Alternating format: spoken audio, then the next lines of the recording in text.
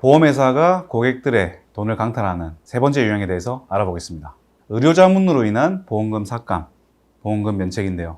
이 의료자문이란 거는 고객이 보험금을 청구했을 때나 아니면 교통사고 피해자 등이 이렇게 손해배상 청구를 했을 때 그 손해에 대해서 혹은 뭐 청구한 보험금에 대해 가지고 보험회사가 생각하는 의학적인 판단은 어떻다, 요걸 하기 위해서 자문을 보내는데요. 이 자문 결과를 받아보면 신기하게도 너무 보험사에 유리하게 나오고 있습니다. 이상하지 않나요? 그리고 의료자문 회신서를 보면은 심지어 의사 이름도 안 나와 있어요. 그러니까 이게 누가 작성한 건지도 철저하게 숨기고 있다는 얘기죠. 심지어 그게 어느 병원인지조차 안 밝히는 경우도 간간히 있습니다. 그러면은 고객 입장에서 그런 의료자문을 근거로 보험금을 못 주겠다 했는데 그럼 이거 대체 누가 쓴 거냐? 그죠? 믿을 수가 있겠습니까?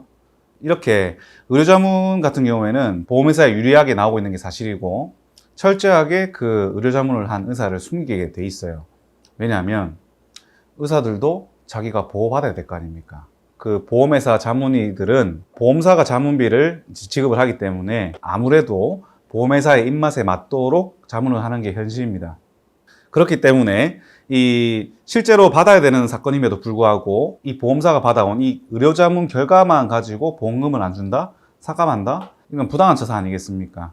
그래서 뭐 의료자문을 동의해주지 많이 해주니 뭐 이런 얘기가 나오는 것 같은데 의료자문이 뭐 보험금을 안 준다 이렇게 나온다 하더라도 뭐 뒤집을 방법은 있으니까 뭐 염려를 하지 마시고 보통 이렇게 의료자문을 토대로 보험금을 면책하거나 이렇게 삭감한다 했을 때 최후의 방법으로 이제 동시감정이라는 또 절차가 있습니다. 그게 뭐냐면 이 고객이 주장하는 내용과 이 보험사가 받은 의료자문 내용이 다를 때 이 의사들 말고 다른 병원의 다른 의사한테 가서 이제 이 의료자문을 받는 것인데요.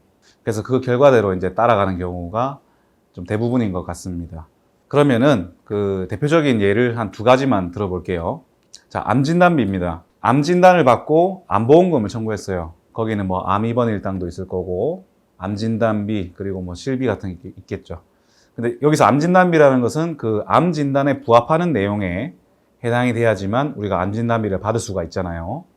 그런데 우리가 이제 치료병원에서 받은 진단서를 제출을 했어요. 보험사에 청구를 했는데 보험사에서는 자문을 보내서 이제 이런 결과를 가지고 오죠. 귀하께서는 이 암에 부합하지 않습니다. 그렇기 때문에 암진단비는 지급되지 않습니다. 이렇게 해서 실제로 면책되는 경우가 굉장히 많습니다. 이런 경우에 그러면 보험사가 그냥 못 준다고 하니까 예 알겠습니다. 다음번에 안 걸리면 청구할게요. 이렇게 해야 됩니까? 아니죠. 그 보험사가 주장하는 의료자문 내용을 반박을 할 수 있게 검토를 해가지고 이제 새롭게 뭐 다른 병원의 의사한테 뭐 자문을 받아본다든지 소송을 한다든지 뭐 이런 방법을 찾아볼 수가 있겠죠. 그리고 다른 예로 후유장애 보험금 말씀드릴게요. 예를 들어 가지고 손목에 장애가 남아서 이 후유장애 보험금을 청구를 했는데 보험회사에서 이거는 우리 쪽에서도 자문을 받아야 되니까 의료자문 동의서를 써달라 해서 이제 사인 받아 가지고 의료자문을 하게 되죠. 그러면 이제 어떻게 나오겠습니까? 뭐 운동 범위가 정상이기 때문에 장애에 해당되지 않습니다 라든지 혹은 이 장애는 영구장애가 아니라 한시장애이기 때문에 청구하신 보험금의 20%만 드리겠습니다. 이렇게 대폭 삭감하는 혹은 면책하는 이런 주장을 하게 된다는 거죠.